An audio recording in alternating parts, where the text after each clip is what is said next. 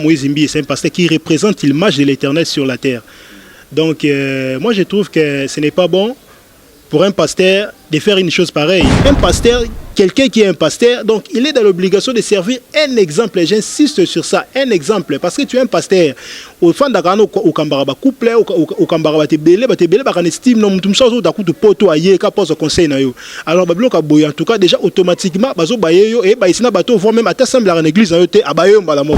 Nous sommes dans mon tazoté, mais à se me conduire. Azobatama costume, mais au moins dans l'ombre, on sait bloc oh on zamba lingité. Asa star au biso de mon la ba falité, ba ferité, ba wérité pour bango chez eux sex tape c'est quelque chose qui est normal. Un musicien comme Fali soit faire il peut faire un sex tape, c'est normal, divulguer ça aussi dans des réseaux sociaux, tout le monde aussi les suit, tout le monde les suit, c'est tout à fait normal, mais c'est ce qui n'est pas le cas pour un pasteur. Mais les grands jours, il y a mon temps à goya, ba oh tout ba saki ba tamoka ndenga mabe akoso bango boka bona moto ne ba oyo ba tamoka na conformité avec la parole de Dieu.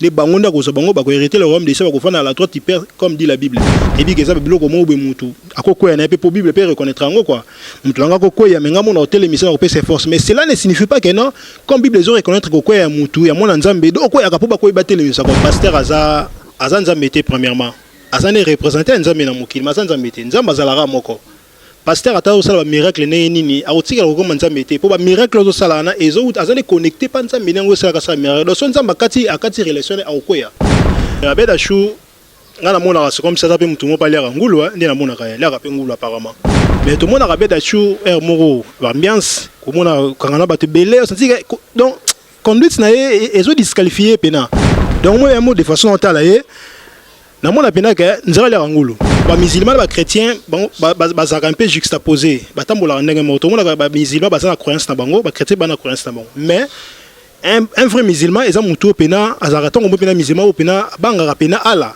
on senti pena ke conduite ça aux pena à la baguette bon yaki na concert je crois bien na landa yaki na concert azobwa kaye donc a changer kutuna nini nzembo komi mbashu.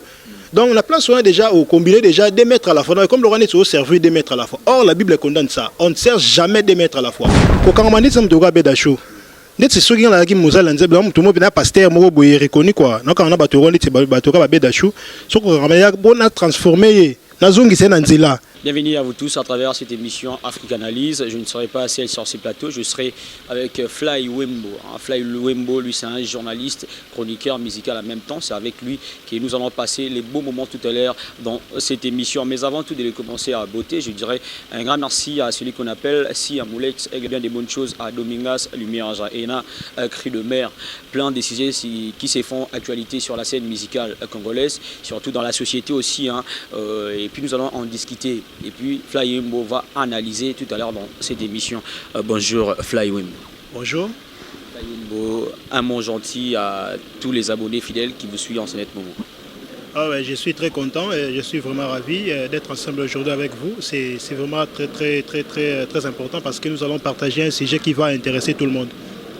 Merci Fly Wembo. À travers cette émission, je serai un peu bilingue pour permettre à la communauté de bien nous comprendre, à tout le monde qui nous suit, surtout de partout. Alors Fly Wembo, pour commencer, vu que vous êtes aussi un chroniqueur musical en même temps, alors comment vous trouvez l'évolution de la musique congolaise? Est-ce qu'on peut se dire que voilà, la musique congolaise, ça va? Oui, ça va, mais j'ai quand même... oui, ça va quand même, mais j'ai un peu... deux approches dans le sens que si je regarde du côté positif, je constate que la musique congolaise n'évolue pas vraiment parce que la plupart des musiciens se plongent dans n'importe quoi, et la plupart des musiciens font de n'importe quoi, la plupart des musiciens préfèrent n'est-ce pas, faire apporter à leurs musiciens des habits qui sont à moitié nus, des habits qui gênent même lapidaire. Donc c'est un peu dans ce sens-là que j'ai dit, n'est-ce pas, que la musique vraiment congolaise est dans le mauvais dans ce sens-là. Alors dans le sens positif, je dirais que la musique congolaise est bien parce qu'aujourd'hui la musique congolaise évolue. La musique congolaise va de l'avant. La musique congolaise est en train, n'est-ce pas, de franchir des limites qui étaient infranchissables auparavant. Donc d'une manière générale, la musique congolaise est dans les bons. Voilà, merci Fly Wembo. D'une manière générale, la musique congolaise est vraiment dans les bons. Alors Fly Wembo, pour commencer, je dirais, Je vous avais dit dès le départ qu'il y a plusieurs sujets qui font actualité et je serai bilingue à travers cette émission. Fly Wembo, il y a un phénomène sextap aujourd'hui. Les lois na Congo est commis un peu partout dans les réseaux sociaux et tout. Tu as sali vidéo il y a nullité naïe à poster dans les réseaux sociaux. Premièrement, aux juger fait en andengeni. Il y a aussi la vidéo que poster dans les réseaux sociaux. Bon, ce n'est pas être responsable premièrement, parce que quelqu'un qui se respecte, quelqu'un qui prône vraiment le respect dans sa vie, je ne pense pas qu'il peut accepter de faire des histoires pareilles, parce que Mouto a Monique a se respecté. Pour Monique a bateau ou estime la vidéo ou sextape à poster dans les réseaux sociaux, ce n'est pas cool parce qu'il est déjà en train de vendre l'image, une mauvaise image au sein de la République, mais également dans le monde entier. Donc quelqu'un qui se respecte, je ne pense pas qu'il peut se permettre de suivre ces schémas-là parce que c'est vraiment aberrant, parce que ça réduit, ça rabaisse l'image de la personne. Donc c'est un peu dans ce sens-là. Voilà. Merci Fly Wembo, Tobetasko, Masolo, vraiment, Nalingala, To Solo Lango, vraiment. Ça t'est fait comment, Yoromona, et surtout la femme du pasteur, Mike Alambay, parce que c'est un chantre de l'Éternel, mais c'est aussi un pasteur en même temps. Yoromona, moi, Sinaïa, il y a des réseaux sociaux, à publier vie des couples na bango. Ça t'a fait comment? Comment on a une image à bongo, côté la vidéo et tout. Bon, pour nous on a monné zali et le romo boya. Bon, premièrement na déplorons ma cas pour moi si un pasteur. Donc azan a obligation de protéger l'image mobile naé. Oui, ataba kabona azan obligation de protéger l'image mobile naé pour tant ou déjà au lobby déjà que mobile na ngaza boy, mobile na ngaza boy en plus au rendre en public au divulguer information na. Donc automatiquement au vendre image mobile on a un ndenge moko mabe. Donc na déplorant la sens on a peu importe degré à problème, peu importe ba problème au besoin nango. Tu ka ba lo ba vraiment ba pasteur que non si tu as un problème avec ton mari, na place que au divulguer au rendre en public et sa propriété soit au bengi parrain d'ako peut-être à se mettre bino beaucoup se mettre d'accord autour de même table pour trouver consensus, pour trouver compromis que non par rapport à problème il faut tout ça la pour prochainement et se répéter soit sur monique na niveau il y a parrain pour se mettre d'accord au qu'on est au-delà pour trouver pasteur parce que pasteur peut akoluka solution à problème na bino beaucoup de solution sont que pasteur beaucoup quitter wande ce qu'on soumettre problème dans beaucoup nzambe pour nzambe ndeye na za solution pour moi quand on a mis bala kokité nzambe naza ka ako kolora solution na problème boza on a place que au divulgant on a TV on lobby on répandre on a mon pour ça na Congo ka ndé banité donc ça Congo te mais monde entier pour et les ba chaîne YouTube au monde ba chaîne YouTube donc mutaza en France mutaza en Belgique Allemagne voire même tin États-Unis au monde donc ça déjà ko rendre premièrement image yo mon moi si et puis deuxième au rendre et ça image et puis ça image mo bien te pas mobile na yo et en même temps star pe le sous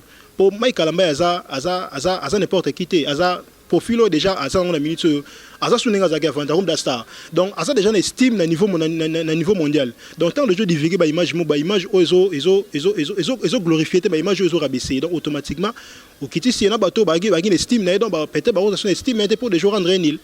Alors de la part il y a frère Nabiso Mike, est-ce que ba geste na yo na comportement wana ya robetara moi sinaye yo munyongo ndengeni. Bon, analyse nous goza sur ça ko beta partenaire naé. Bon, nakolo baraka ko beta eza elo moroboé. Bon, en fait, c'est tout à fait normal. C'est tout à fait normal dans le sens que la vie à couple est komara. Pour nga nako connaître mutuboité pourquoi parce que il a touché à sa femme, il a frappé sa femme nako automatiquement ko connaître. En tout cas, namoni donc ils ont la sens ils la raiko maga pour ils appellent balbosoté papa na biso ba leka na ba couple tout le monde ba betaka mutu suta kangi bila mazongi chez bango azongi pena tenga pene sili mais au moins quelques mois azongi sous na bolingo ba konsepe ba boti pe bana osoma donc ça te que ça ils ont raison ya ko raison que tel loi to bebani na biloko na kepa na biso na ba komi ko leka ba TV ko luka ba journaliste ko divulguer image donc ils ont bien te donc apena na ko kondana donc et c'est le mo photo kondana toko linga jamais toi mbelira ngo to bax ba mayonnaise ndenge za rapport comme bien et comme consommer bété et c'est le mo ko pena to so boya ngo to marteler sur yango donc ngana mo ndenge normal Mike Kambala ko beta moi sinaye akosala onyo sa bungu na moi mais ko maltraiter de mabe mais soka betier ko beta et za la rekomaka mais ce comme des que moi si à mon sens mon abe ak ko bimisa ba image mo libanda pas bon peut-être moi si na part na ye azaki na image moko akacha ki na sima et ba axe wana bon wana c'est à lui de nous expliquer parce que moi je ne peux jamais expliquer quelque chose qui est caché mais partant de l'observation j'ai regardé la configuration de ces problèmes j'ai réalisé que Mike Alambay il a 100% raison Donc la personne qui est dans l'obligation d'être condamnée, c'est sa femme. Donc c'est un peu dans ce sens-là. Voilà, merci Fly Wembo pour cette belle réflexion. Alors Fly Wembo, si j'ai vraiment belé, tu reçois, on a à travers cette émission Afrique Analyse, aussi surtout analyse, si je salis vraiment actualité, nation tout batalibiso comprendre. Alors Fly Wembo, il y a aussi un deuxième sujet qui fait actualité surtout, et il y a le cas de notre frère Moïse Mbi. Moïse Mbi au bas vidéo Panzana qui na inser na epega à l'église Eliane. Déjà comment on a bas vidéo on a ça t'a fait comment? Bon, premièrement, c'est un peu déplorable. C'est vraiment un peu déplorable parce que Moïse Mbi, c'est un homme de Dieu, c'est un pasteur. C'est quelqu'un qui est appelé à être respecté par tout le monde parce que, premièrement, Moïse Mbi, c'est un pasteur qui représente l'image de l'Éternel sur la terre. Donc, moi, je trouve que ce n'est pas bon pour un pasteur de faire une chose pareille. Parce que, Azam Tumoro, derrière lui, il a battu Belé Oyo à Kambara. Il a battu Belé Oyo, voire même l'estime. Alors, Babylone, premièrement, ils ont vendu l'image dans le sens moral, il y a bien dans le sens moral. Parce qu'un pasteur, c'est quelqu'un qui est appelé à respecter d'abord les préceptes de la Bible, de marcher de la conformité avec la parole de Dieu. Donc, quand déjà un pasteur tombe, sachez qu'automatiquement, dans ce sens-là, il va n'est-ce pas, faire couler. Donc, parce qu'il y a beaucoup de gens il y a beaucoup de gens comme image, il y a beaucoup de gens comme modèle. Alors, déjà, lorsqu'un pasteur commence à se méconduire, lorsqu'un pasteur commence, n'est-ce pas, à marcher dans la contre, de ne pas marcher dans la conformité avec la parole de Dieu, de ne pas marcher dans la conformité avec les préceptes de la Bible, c'est déjà un danger. Donc, na sens on a ko applaudir en fait nazo condamner ça faut peine to condamner surtout les faits au sien à une vidéo la vidéo ya nudité na vraiment bon en fait na sens on a peine ko senga c'est trop dire pourquoi parce que il y a un homme de Dieu nazo insister un homme de Dieu azam tumbo fa servir exemple donc tant aux exemples ba tout ba ko la no po ebida ke ozo incarner image nzambe. Mais que c'est une vidéo, ils ont propreté pour un pasteur. Donc, nous avons condamné, puis nous avons insisté qu'on condamne. Donc, ils ont déjà SOS, nous avons lancé, voire même dans le bateau, ça, tout le monde a binoté, ils me conduire toujours dans le monde, où a pasteur, mais où a me conduire, dans le basser, donc en tout cas, il faut éviter pour. Sur les lots salangolo, un jour, l'un de ces 4 matins, l'Éternel Dieu finira toujours par détailler devant aux vies aussi de tout le monde. Donc c'est quelque chose que nous devons forcément éviter.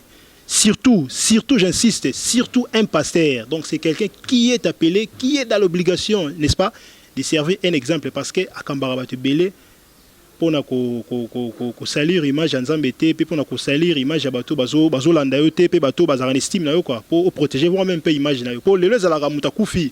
Vous avez faire une idée sur pasteur, on a tel coup tué. Donc, ça, il y a photo et baga, il y a marché pour y bien, le royaume des cieux, c'est quelque chose qui fait appel, n'est-ce pas, à la méritocratie. Donc, pour gagner le royaume des cieux, il faut forcément marcher dans la conformité avec la parole de Dieu, de respecter les préceptes de la Bible pour gagner le pari, les grands jours. Donc, c'est un peu ça. Voilà, analyse dans ce que vous avez dit, c'est-à-dire que basengi vidéo directement à sali vidéo à Tindi. C'est non Fly Wembo, analyser sur ces points. Et là on y est c'est-à-dire que ils a célébrité à Moutou, c'est-à-dire que lenga Moutou, que rêver Moutou ndé au sala, est-ce que Moutou alongola bilamba na sali vidéo à Nidita Tindi ou soit c'est par rapport à quoi? Bon, ça va envoûter, dominer ou comment? C'est bon, et ça que vous allez envoûter. Moni nako belo moko. Basant la relation amoureuse, en fait, c'est tout à fait normal. Mais, place où on a déploré, c'est que beaucoup passé rapport, beaucoup passé bon moment ensemble dans le mobile, soit dans moi, mais il y a un des aramabé qui sont en édité à Mninga. Bon, là, maintenant, sans pidère, si vous avez besoin d'éditer à Moutou, vous avez de temps en temps, beaucoup dans la chambre, d'habitude, mais ils étaient qu'au fan du boyer, au sein d'éditer à Mninga, imaginez. Pourtant, on s'arrête pour passer à bon moment, on a bien balé. Et c'est le mot, ça rappelle toujours à des personnes. Mais tant qu'on a été au sein de l'image, au sein de l'édité, pour ça, on soit au répandre à travers le monde, au divulguer, au tonner. Donc, et ça, et le mot, un peu louche, qu'on analyse, pour nous, dans un sens, on a au sein de l'édité. Donc c'est comme si les hommes ont besoin de salir quand image soit à conserver image wana, mais dans les jours où il y aura une séparation, maintenant pour divulguer cette information, n'est-ce pas de rendre quelqu'un nul, peut-être dans les jours à venir, peut-être dans le sens mais cela dans le sens normal. Donc on va senga nidita mututé pour les cadrer pénétrer dans le domaine dans le monde. Merci Fly Wembo pour cette belle réflexion. Alors Fly Wembo, qui diriez-vous Nabatu Balobara ne touchez pas à Miwe? Est-ce que yango ezo sala que bakoma moi estimation ya makasi pa ba pasteur na biso e ko mo bobangi mo boye quoi, c'est-à-dire que zomona ndesi ba pasteur bazo incarner image ya Dieu sur terre, mais selon le comportement na banko tala babiloko tout. Est-ce que vous avez quelque chose à reprocher à nos frères tout en citant leur nom? Bon, la Kolo Baraka, en fait, partant de la Bible, ils ont normalité, parce que la Bible d'abord condamne ça. Mouto a une habilité, il y a qu'à rendre justice. Là-bas, dans le créateur. Parce que, biso tout na mokilia, tout ça, pour une seule cause. C'est que, on a quoi adorer nzambe kotambola pe na bobangi selon oyalingi. Bon, ce qui mosali na ye akwei. Que Moussa a quoi se comporter ma bé, bazotambola ma bé, je dirais même, voir même Baka et Tom Koutanango Lelo, il y a sextaps, tu vas voir un homme dédié, na bandela encore une fois, à sali vidéo, bablo moi, bon, vidéo banilité, na bon tambola na réseaux sociaux. Est-ce qu'à ces points-là, Toriko jugé bangote, tolo bagete, mutoaza na ya nzambete, c'est-à-dire que ndeka Bible lobi ne touchez pas à mewa. Tout ce qui est kanango na ndenge mo boya normal, soit ce qu'on a pour ça, il y a moi réflexion sur ça. Bon, ne touchez pas, mais ouais, c'est la parole biblique. Bon, pourquoi? Parce qu'il y a moronde moutou, à rendre compte de voir batunaï. Donc, mais partant à l'observation, tout ça que tout ça on a vu rébellé. Il y a tout ça un peu qu'on contribuer dans ba biloko tout ça pour permettre bateau azo koyaka ba koyate. Mais c'est que toujours jugé bango. Pour tout ça ma biloko mo ils se répéter un peu trop. Aux hommes, on a sauté à mais à se me conduire. Azobatama costume, mais au moins dans l'ombre, à ça bloque oh on zamba lingité. Alors, et ça que toujours condamné, bon toujours jugé, bon donc ils sont tout aux jugé que pas mutumoko, mais toujours interpellé ndé, toujours interpellé ba frère rebellé, ba bazotambola bona ba sœur, et ça que ceux qui basala rabongo, ceux qui tout le monde a rabinoté. Alors il est grand temps, il y a kozonga na nzela, il y a kotambola à la baguette peut permettre que ba pe ba mona rabino ba ndeni yako tambola pebe mais tellement bino moko bato bozo prêcher bato bozo kamba bato bozo ko se me conduire. Alors bato balanda boko se me conduire pe kaka. Alors tant to zo monango to ko ngam noroté. Donc tout ça dans l'obligation à interpeller bango peut permettre bango bazonga na nzela. Est-ce qu'ils attendent des Bibles yango et lo baraki to boyeba bango na bizali na bango na tango asuka, cela veut dire que nzambe yemonde azo bimisa bango tout na poisson na makamna bango ça la toneni. C'est une réflexion na ngana moni bon on a été soki nego Fly Wembo ko bakisani sur ça. Bon, en fait, aux a raison, moi raison te mozana raison pour yemora lo baki yango nkolo ilanga yemora koya a opikola ba oyo ya mabe akobaka na moto ba o bien akotika ngo. Donc eza significatif parole wana. Donc ngelo banini eza engi ko lo bake na ba o ba sela nzambe nenga solo. Na ba o ba sela nzambe nenga lukuta. Bango nyoso tout tellement bazo croire kaka na maître moko malgré mutazo sala miracle mais dans l'ombre a sela ba fétiche. Mais du fait que dans sa bouche il parle le nom de l'Éternel, il fait des miracles au nom de l'Éternel, il guérit les malades au nom de l'Éternel. Donc sachez que dans ces moments-là l'Éternel Dieu va agir. Mais engi ko lo bate que nzambe tango agir bongo yuno gagner parité. Donc agir pourquoi? Parce que tu as appelé son nom. Au lobby na komonaï agir donc aboine komonaï que ça m'a sonné mais les grands jours il m'a content goya ba o tout ba saki ba tamoka ndenga mabe akoso bango boka bona moto ne ba oyo ba tamoka na conformité avec la parole de Dieu les bangonda ko so bango ba ko hériter le royaume de Dieu ba ko fana à la droite hyper comme dit la Bible. Donc ils ont un sens dans ba o ba tamoka bo tambola bo mais Bible a interpellé ba tout ba tambola mabe il est grand temps de renoncer, il est grand temps de marcher dans la conformité, il est grand temps il y a kotika nyoso bozo sala ozo se pesanza mété pourquoi? Pour gagner le royaume d'ici. Mais tant yo endurcir mouté mobini que non, moi je dois rester comme ça, moi je dois marcher comme ça, c'est bien bon de marcher comme ça, d'aimer 3 ou 4 filles, c'est bien pour moi de s'enivrer, de faire des choses là. Sachez que les grands jours, oui, même si je suis pasteur, il est bien de se lancer dans la sexualité, il est bien de s'enivrer, il est bien de visiter des boîtes, etc., faire des choses là qui n'honorent pas l'Éternel Dieu. Mais sachez que les grands jours, lui-même, il viendra sur la terre, il va rendre compte, donc tout le monde va rendre compte devant l'Éternel Dieu. Alors, lorsque vous allez rendre compte devant l'Éternel Dieu, sachez qu'il faut tailler, oh, ça, on a vu, même si au bombi. comme lui-même il est l'Éternel, il voit ce que toi tu as caché, il voit ce qui est au-dedans de la terre ainsi qu'au-dedans de l'eau. Donc il finira toujours par te laisser, il finira toujours par te découvrir, même si caché. Il y a un moment où on a tout, alors qu'il n'a pas soit mérité. Donc c'est ça. Merci Fly Wembo, expliquer Bissot vraiment bien, tellement bien va comprendre. Alors ce qu'on a pour ça, au juger bon étant que artiste et musicien premièrement, hein, tout le monde a casquette na bango ce que pasteur et tout parce que na mon Bissot trop sur la Bible. Ce qu'on a au ça analyse n'a pas fait mort réel. Hein, voir le pasteur tel que Michel Bakinda et voir le frère surtout Michel Bakinda, le pasteur Moïse Mbiye, le frère Mike Kalambay. Hein, na zone ce qu'on a bassigé wana ba fait mort réel na ndenge ya société. Comment vous jugez ba acte wana tout ya et ça lui baisse les lots na ba réseaux sociaux. Bon acte wana ça acte moko en tout cas les frère Mike Kalambay aza frère mo pena na qui estime na makasi en tout cas tant ça la sortie officielle na nzemne o ezangolu. Donc c'est une chanson où j'avais vraiment envie de le connaître vraiment dans son ensemble parce que je faisais vraiment un effort de connaître cette chanson parce que na ndeko makasi. Et partant de cette observation, partant de cet album, on avait article aussi aujourd'hui Dieu me fait grâce, je deviens musicien, donc je serai comme Mike Kalambay. Mais aujourd'hui, ça me surpasse de voir quelqu'un, on a une estime na mikoleleki, a soudain kakaboué, a comme à la contre na parole de Dieu en tout cas, et déranger nga makasi. Donc na ebi ke eza ba erreur ya vie. Et bien que ça biloko mo be mutu akoko ya na pe pour Bible peut reconnaître ngo quoi mutu langa koko ya menga mona hotel émission ko pesa force mais cela ne signifie pas que non comme Bible les reconnaître koko ya mutu ya mona nzambe donc ko ya ka po battre les côté et erreur et commis faut suga ça l'effort à se ressaisir pour prochainement ko ya te net si frère na biso Moïse Mbiye net zo ka biloko na nani ya sero asala ki oyo ba biloko na so twana donc et ça biloko mo pe na zo regretter un pasteur azo ça biloko boy. Et ça propreté parce que en dehors de la casquette nae aza star mais quel star nini aza star au biso de monde la ba falite ba ferité ba weraté pour bango chez eux sex tape c'est quelque chose qui est normal. Un musicien comme Fally soit faire il peut faire un sex tape c'est normal, divulguer ça aussi dans des réseaux sociaux, tout le monde aussi les suit, c'est tout à fait normal, mais c'est ce qui n'est pas le cas pour un pasteur. Quelqu'un qui est un pasteur, donc il est dans l'obligation de servir un exemple. J'insiste sur ça, un exemple. Parce que tu es un pasteur. Au fond d'Agano, au Kambaraba couple, au Kambaraba Tebele, estime, non, tout ça, au de poto aïe, qu'à pose conseil. Alors, en tout cas, déjà automatiquement, bazo bayeyo et baïsina bateau, voire même à t'assembler à l'église, à bayeyo balamoko. Pourquoi? Parce que partant déjà, il bloque et qui est sur Ribirio. Donc, tout ça, il était bloqué. Les petits frères Nabiso, Michel Bakinda. Dernièrement, na mona qui n'a pas. Na ba image moko boyana ba photo ma chambre donc en tout cas na regretter makasi surtout yegutu bazo akizeye ba bingsa qui est chez Abed Achour a boire na mabanga ba dédicace. Comment vous pouvez juger cela?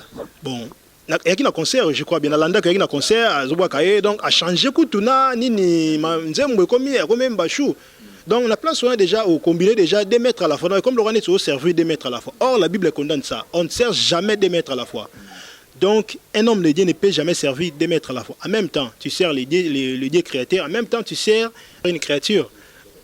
Donc, Abed Achour, c'est comme ça, ça peut me parler à Ngoulou, apparemment. Mais oui, au moment où tu es chrétien, bon, en fait, tu es chrétien, tu es musulman. Or, les musulmans, les chrétiens, ils sont un peu juxtaposés. Les musulmans, ils ont la croyance, les chrétiens, ils ont la croyance. Mais, un vrai musulman est un moutou pena azaraton on pena musulman pena banga pena ala on senti pena que conduite ça aux pena à la baguette mais tout le monde a Abed Achour moro l'ambiance comme on a quand on a battu belé on senti donc conduite na est disqualifié pena donc moi un mot de façon ontalaye na mona pena que nzara la ngulu bien sûr le Fly Wembo.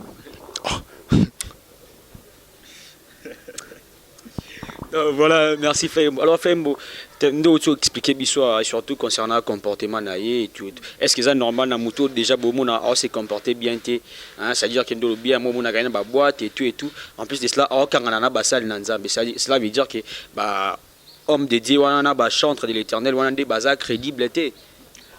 Bon, bobangi nzambe te yango wana seza na bongo ya nango vina basala en coulisses tellement abeda show là et leke belé ndezo bimaka na poisa to ndenge. et bon kokangama na bango eza mabete po baza bato nzamba sali baza basatana te en personne eza bato nzamba sali kokangama ndetse mto ka beda show ndetse soki ngala ki muzala nzebe na mtu mo bina pasteur moko boye reconnu quoi na kana bato ro ndetse bato ka beda show soko kokangama ya bona transformer na zongi c'est na nzela mais c'était que na emboîter les pas de cette gabé choix transformé comme ça on bien on festivité donc il y a une transaction qui s'est mais son quand on a monté gabé d'achou pour emboîter les pas comme on a vu oyer pour monter à bongo à recel au bébé bon en tout cas c'est déplorable pour un homme de Dieu donc son quand on a monté ma bébé on sait que faut qui c'est au se référer dans la parole de Dieu pour que tel a le bible magambo ça faut qu'il neboué ah faut un peu azonga mais son monique azonga qu'est-ce qu'il faut faire tiki pour aux hommes là comme ça encore nous qu'on tika et nza mémoire sans charger na e donc na moi sans sonner peut compléter le mot bonné na kaka frère na biso nani bon malgré nga comme frère mais na kala na zongi un peu na rétropédaler l'époque bana benga Newman Dakomoda ninga lobaka il paraît mutala na deux lèvres à la fois on ne tue jamais deux lèvres à la fois ba na lèvres vraiment à la fois te yo déjà aux Hollandais lo comme balé et kimbo ko se départager comment donc faut se concentrer na moko au kanga moko ou soit au tiki moko yango lo na lo bakena on ne sert jamais deux maîtres à la fois. Soit tu sers les deux créateurs, soit tu sers une créature. Créature wana, soit tu sers le diable. Pour le diable pas sa créature, c'est les banzambi. Donc créature c'est le quoi ils vivre. Soit ils sont visibles, soit invisibles. Diable est tellement invisible, azan ne peut que créature, ça mais pas nzambi. Soit tu servir diable, servir, soit servir nzambi. Servir nzambi, mais c'est que on servir nzambi même temps ça koto donc ba meli melo et l'autre bois ndangwana na nzambi. Donc meli melo ne tout bois donc faut que ça le moko landa anglais moko c'est un peu ça. Merci Fly Wembo, merci à Virginie Condé, Virginie Condé parisienne plutôt, Virginie Condé au Talabiso en ce moment, on dit des paris, merci à vous Virginie Condé, merci aussi à l'international congolais, Gideon Mbele, Grand Jogo, il y a Darin Club, Moté Mapembe DSMP, merci à mon vieux pros, Louvrezo Nzouzi, on dit des paris, merci à DJ Gloire Puissance sur Kiboko le club, on est vraiment ensemble, alors Fly Wembo, Bandero tout Batalio partout dans le monde.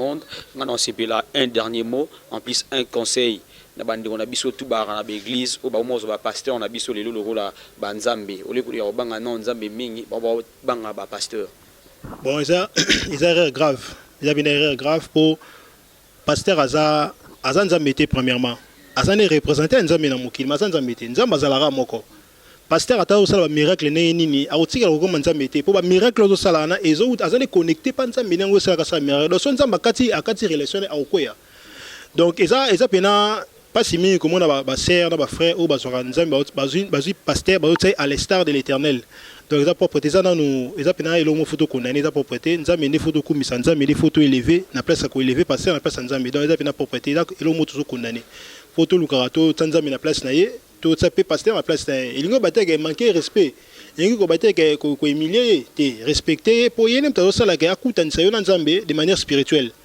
alors il faut qu'on respecte mais il y a batté ko élever au rang de l'Éternel il est l'autre connaît ngwana donc ceux qui bateau bazo kangai ba basala ka bon en tout cas il est grand temps ya ko tika bloko wana to banenya ko tambola à la baguette bisonyo sopo et puis ça image bien la corporation de l'Éternel mais aussi nzambe moko. Donc Fly Wembo, un dernier mot. Bon, dernier mot, la PC merci. On surtout prêter biso oreille. Balandi biso, merci mingi na ba bateau baza partout à travers le monde. Merci mingi na ba étudiante et IFASIC. Précisément bana LDCO. Donc mingi a kolobezate binomo bola nango de ces moments favorables de lancer un SOS auprès de vous. De notre émission du nom de la réflexion qui sera bientôt sur vos écrans. Une émission qui fait appel à tout le monde sans exception, quel que soit votre rang, classe ou profil. Donc c'est une émission qui fait appel à tout le monde et ça sera bientôt sur vos écrans.